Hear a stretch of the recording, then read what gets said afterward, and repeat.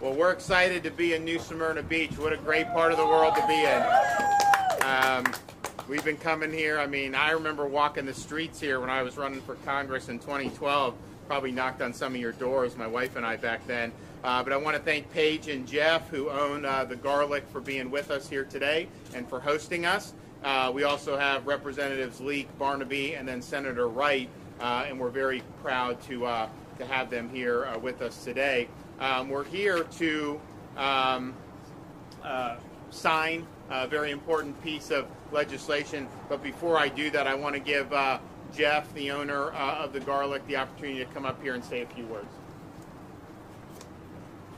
Certainly want to thank the governor for making this meeting with us here, and I have to thank him because the common sense approach that has happened here with this COVID disaster has worked. We're COVID winners. We've had the past 3 months are the best months we've had in 16 years. The people love coming here. They love the freedom of being able to come out, and they're outside, and we have the whole setup out there in the parking lot.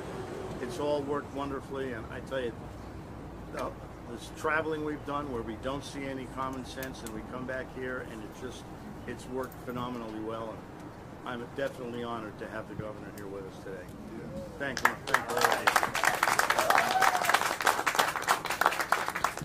Well, we're really happy that they're doing well at the Garlic, and I'm sure they do exceptional. It is also the case, though, that a lot of places are doing very well in Florida, and we're really proud of that. And I think that I talked to a lot of people, particularly in hospitality, and particularly at the beginning of the first few months of this year. First quarter has been great. They're doing really well going forward. So we want to keep up that momentum. We're here today to sign the budget for the state of Florida into law, and I want to thank Senator Leek. I want to thank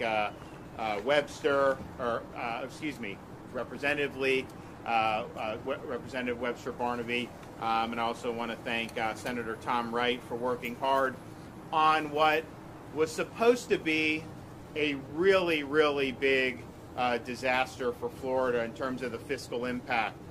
When you started to see the fallout from COVID last spring, the forecast for Florida, and really everywhere in the country, but particularly a service and tourism-based economy like we have in Florida, those predictions were dire. Well, I'm happy to report today that once I sign this budget, we will be signing a budget that responsibly supports our men and women in law enforcement, our K through 12 education students and teachers, conserves and protects our great environmental and natural resources throughout the state of Florida, but does so in a way that has the lowest per capita tax burden of any state in the country, and that has what will probably be $10 billion in reserve, which will be about 10% of the overall budget. And so you would have said that a year ago, no one would have believed that that would have been possible, and yet here we are. And part of the reason we were here is because we've had good stewards in the legislature who spend conservatively and responsibly, but also the fact that Florida has schools open, businesses open, and people having a right to work. That has made all the difference. And the fact that we were the first state in the country to put seniors first for vaccination. And so what happened was, different seniors approach it different ways. But I can tell you there were definitely some seniors that once they were vaccinated, they wanted to rush to restaurants. They wanted to be out and doing a lot of stuff. And so that's helped that fuel as well. And so we are, right now the budget will show about $9.5 billion in reserves, but that does not account the additional money that we'll likely get in June. So remember, they did the most recent estimate in April. We got almost $800 million over estimate in April. It looks like for May we're going to be $500 million over estimate in terms of revenue coming in. We anticipate something similar for June. So if you get another $500 million, that's going to mean we have $10 billion in reserve in the state of Florida. The federal funds that haven't been spent is not counted in that. So you still have that there that they're going to be able to apply to infrastructure, whatever they want to do next session. This is purely just the state funds. And if you go back to last April, the shortfalls that everyone was predicting, look, we were obviously concerned about it, but as we got into the summer, we were open. I mean, I remember everyone, a lot of people were trying to tell me to close restaurants like this last summer. We didn't do it. We kept business open. We got kids in school. We did all those things.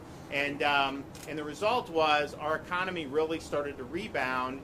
And then because you had a lot of these other states that just kept locking people down, we were the state lifting people up. That was good for Floridians, but we were also the landing spot for a lot of people that wanted to escape the insanity and come and get their mental, get recharged from escaping these lockdowns. And so we served as kind of the de facto West Berlin through a lot of the balance of this for the United States. And I think it's benefited a lot of people throughout the country, but obviously it's benefited us. And had we not led the way we led, you would not have seen a lot of these other states coming and following Florida's lead as well. You look at Canada, you look at some of these countries in Europe, they're still chafing under lockdowns.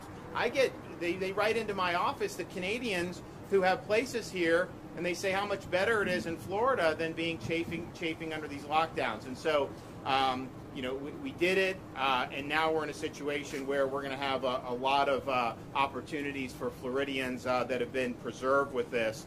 I think that there's some really good stuff to point out. I mentioned our tax burden is currently the lowest amongst all states in the country on a per capita basis.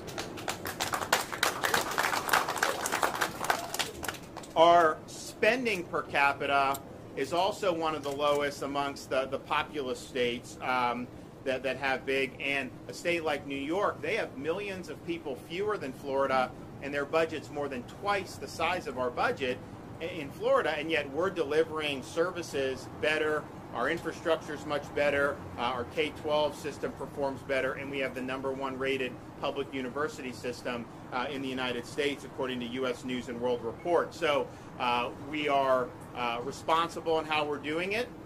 We obviously believe having a healthy economy undergirding it really makes an impact. But if you look at what we've been able to do, our budget here supports K-12 education more than the state has ever done. A lot of people were predicting steep cuts to K-12. That did not happen. We had the underlying strength in our economy and being open made a big difference.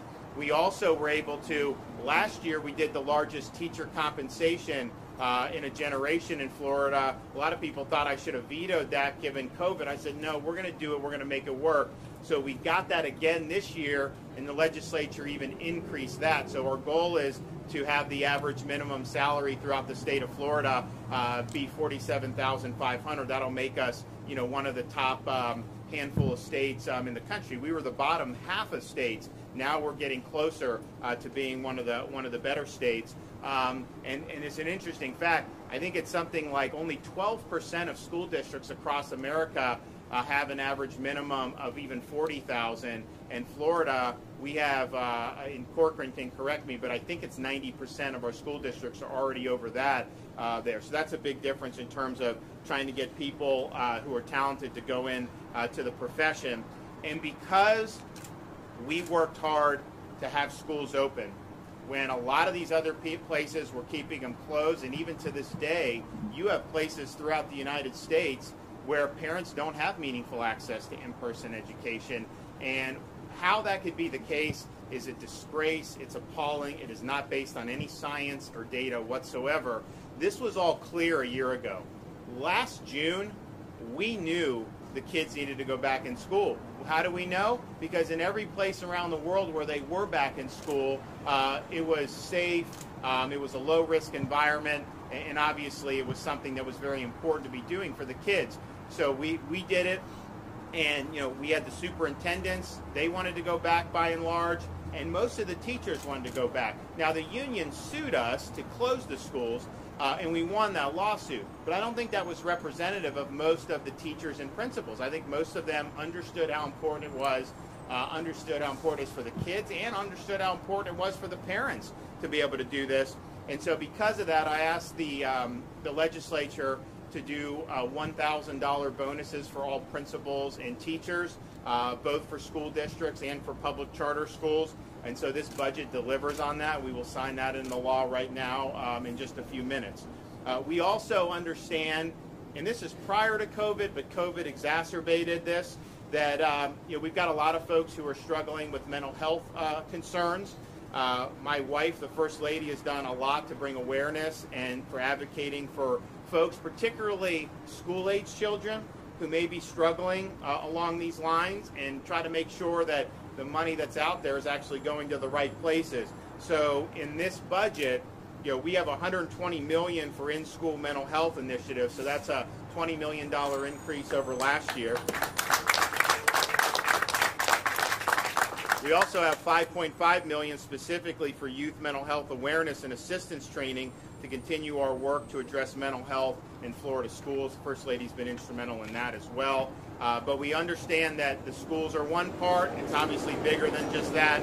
So we have $137.6 million in funding dedicated to community-based services for adults and children with mental wellness needs. Altogether, if you look across every agency, the budget that we'll sign today dedicates over $2.5 billion to mental health and substance abuse prevention, and takes important steps in addressing the very real and very personal needs of Floridians. I can tell you this, whatever mental health issues developed in Florida as a result of COVID, they would be exponentially worse had we been locked down for a year.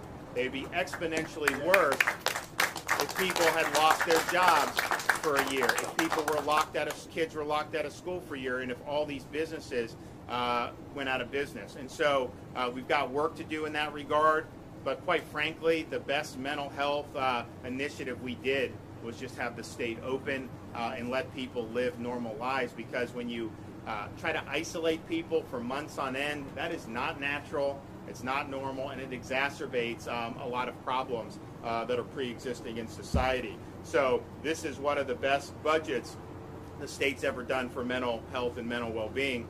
It's also one of the best budgets we've ever done for protecting Florida's water resources and natural environment. This is a central issue for our state. It was one of the major issues that I promised I would tackle when I became governor. We said we were going to go and do $2.5 billion in Everglades restoration and water quality over 4 years. And that was $1 billion more than had been done over the previous 4. Today, we're ahead of schedule on that. We're going to have well over $625 million for Everglades restoration and the protection of water resources. And so this is really significant, especially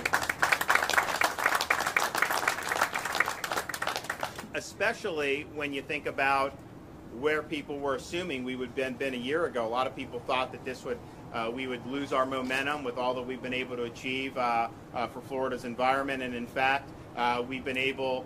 They actually did more than I even asked for in my budget on this, and so I think it's impressive to see how everybody's come together in Tallahassee to support our important natural resources. We also have other things just beyond some of the infrastructure projects. We have $302 million for targeted water quality improvements to achieve meaningful and measurable nutrient reductions in water bodies across the state, as well as to further implement the recommendations of our Blue-Green Algae Task Force. We also have a landmark program about promoting coastal resiliency, promoting resiliency against flooding, and other environmental hazards that a flood-prone and storm-prone state like Florida has to deal with. And so we established the Resilient Florida program at my request. I signed that into law a couple weeks ago. That program has initial seed money of $500 million that will be in there. And then we now have a stream of money recurring over $100 million every year for resilience efforts. And so you have certain areas in Florida, prone to having severe flooding. There's things in infrastructure you can do to mitigate that. And I think that this is something that is a long-term commitment from our state, and we're happy that we were able to get it done. We also understand that one of the jewels of our state is that we have 1,300 miles of coastline. That's one of the reasons why people want to come to Florida. That's why a lot of people want to live in Florida. This budget includes $100 million in beach renourishment funding to continue addressing Florida's critically eroded shorelines.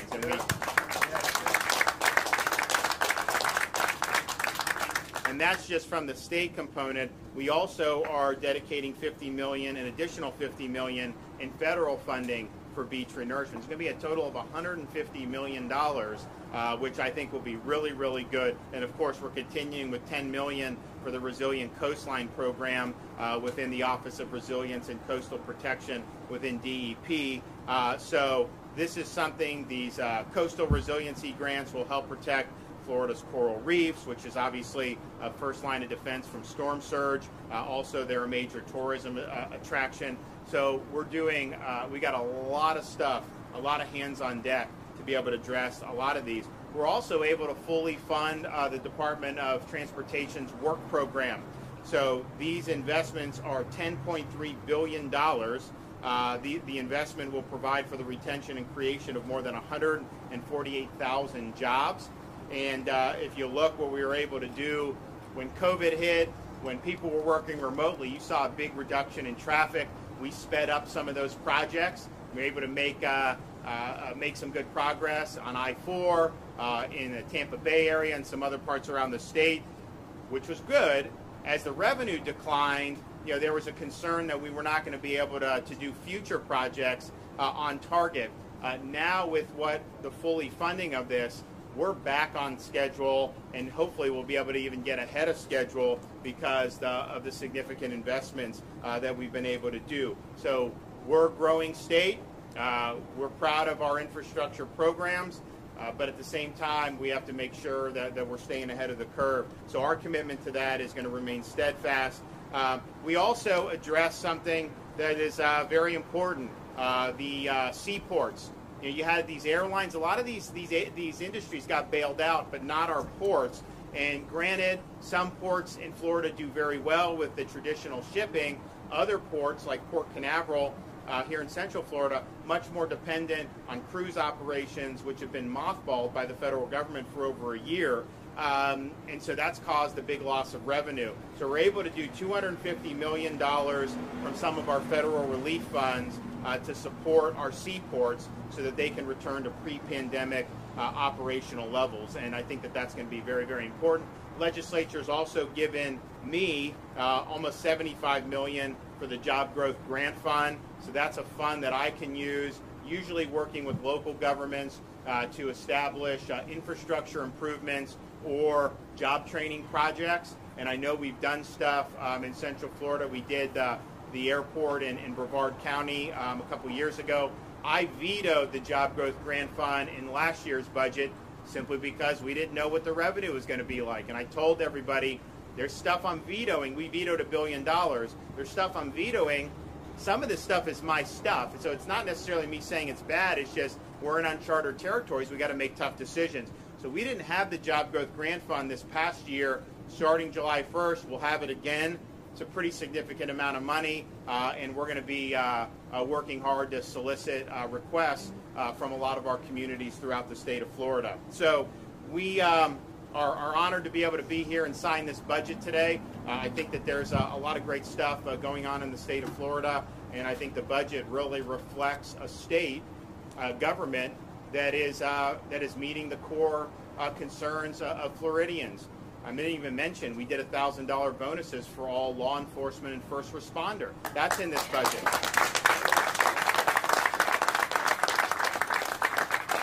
So public safety, K-12 education, we still did all the stuff with our universities, which is important. We did the environment, natural resources, very, very important. And so infrastructure, roads, bridges, kind of the core stuff. And we're going to probably have $10 billion in reserve after we get the June numbers in, but clearly we're going to have $9.5 billion in reserve, meeting the needs of Floridians, all with having the lowest per capita tax burden in the country. And so we're proud of that, and we're going to make it official here in 1 second. Oh, before I do that, I forgot to mention. So our vetoes were about $1.5 billion. However, most of what I vetoed last time was coming from general revenue, some of the trust fund money and all that, and we did $1 billion. The vetoes here are mostly, the lion's share of it is the federal money that was going to go to our new emergency response fund. And I called for the creation of that. The legislature did it. I think it's a great idea. The problem is, between the time I called for it and the legislature passed it and the present, the federal government issued guidance on how you could use the funds. And they basically did two things. One, made it clear that these are grants that would be subject to normal procurement. So in an emergency situation, you don't have the time to do normal procurement. You've got to do this very quickly. So it would defeat the purpose to try to use it for emergency response if you have to go through all that bureaucracy. But even more significantly is they said you can't use it for the purpose that we wanted to use it for, to create a fund to meet needs in the future. And so because of that, if we were to go forward with it, we were going to run into risk of having the feds come after us for it. We also functionally just wouldn't have been able to use it effectively because of having to go through the normal procurement and not being able to do in the emergency posture. So we had to veto that $1 billion. Now that money will then go and effectively be repurposed for all the other federal money that's been spent. We only got half of the money up front. And what the federal government did, they do whatever they can to hurt states like Florida and to help states that were locked down. So if you're a lockdown state with high unemployment, you got more money than your per capita basis. If we had lower unemployment, Florida got a lot less than our per capita allotment would be. Even more, they do 100% disbursement to the high unemployment states. They only disperse 50% of the funds right now to the free states and to the low unemployment states. So we have a situation in Florida where we were supposed to get, I think, $8.8 billion. We're only getting $4.4 billion off the top. By me vetoing this, that goes into basically the $4.4 billion. So I think we're going to end up being able to meet the needs because the legislature left a couple billion on the table they didn't even touch. But it's interesting how that works.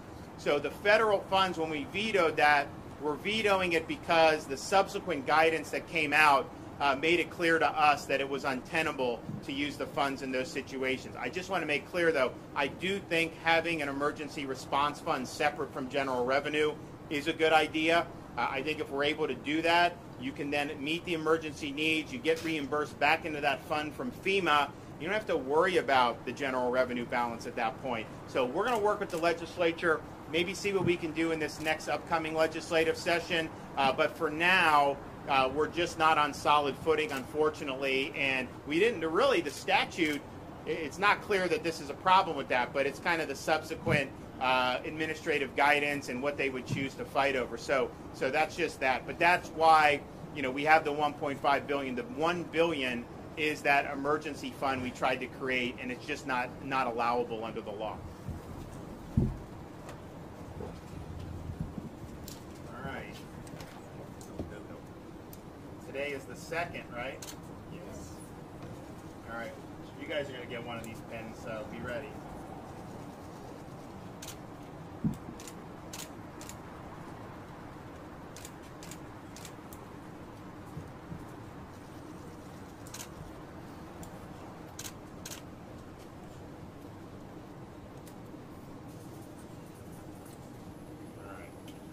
Racking up these things.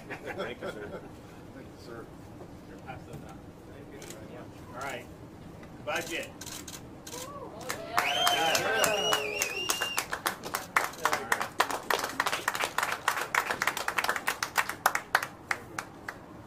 All right. Well, thanks for having us. We appreciate it. I can take a couple questions before I leave. Governor, in the budget, you had 2 attacks on law enforcement in this area yesterday.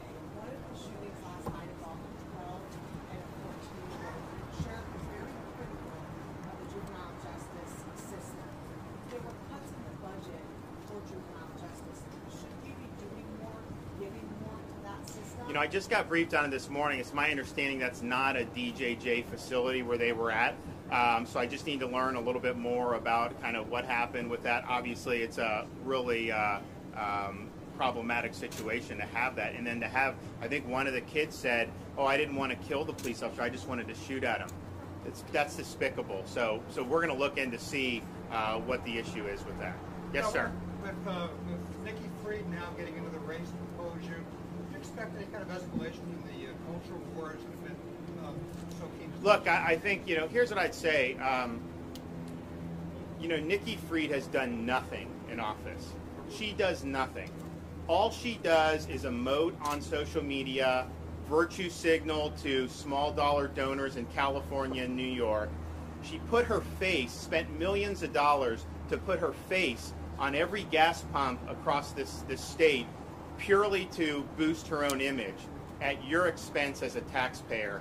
She's a lockdown lobbyist.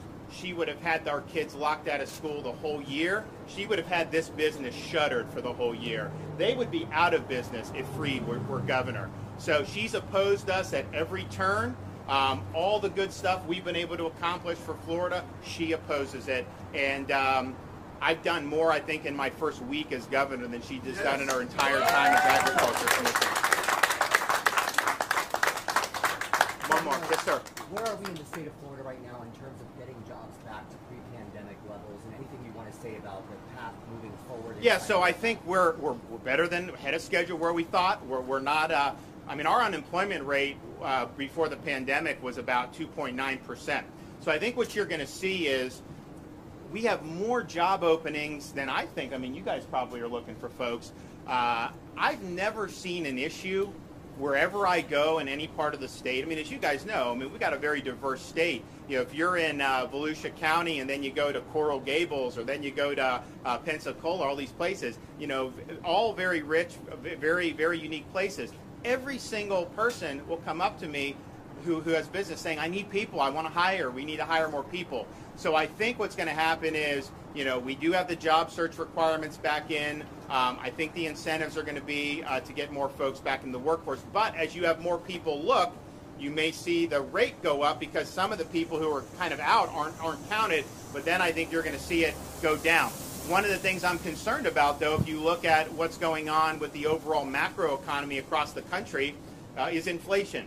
And if you look at gas prices, these things are going through the roof compared to where they were a year and a half, 2 years ago. That is going to pinch a lot of folks. And so I hope that can be kept into check. Obviously, a state government, this is kind of more involved in federal policy at that point. But that's a big, big problem. And I think that, yes, there's a lot of good things going on in Florida. I think we have a path to, to put a lot more people back to work. But I also worry about some of those macro signals that we're seeing in the economy. And look, in the last, 15 months, this federal government has added more to the debt than we've ever seen since World War II in such a short period of time. And my view on that is just, look, there's got to be something's got to be done. There's going to be, the bill's got to come due somehow, whether that's higher interest rates, higher inflation, I'm not sure. But it is a concern, and I know when you look around to see the gas prices and everything. But I can tell you this, in Florida, we have ruled out from the beginning any increase in the gas tax. So we're not going to do that to consumers because we know how much that hits them. So thank you, everybody. We'll be back very, very soon. And you can't ask for a better quality of life than New Smyrna Beach. I'll tell you what, it's great.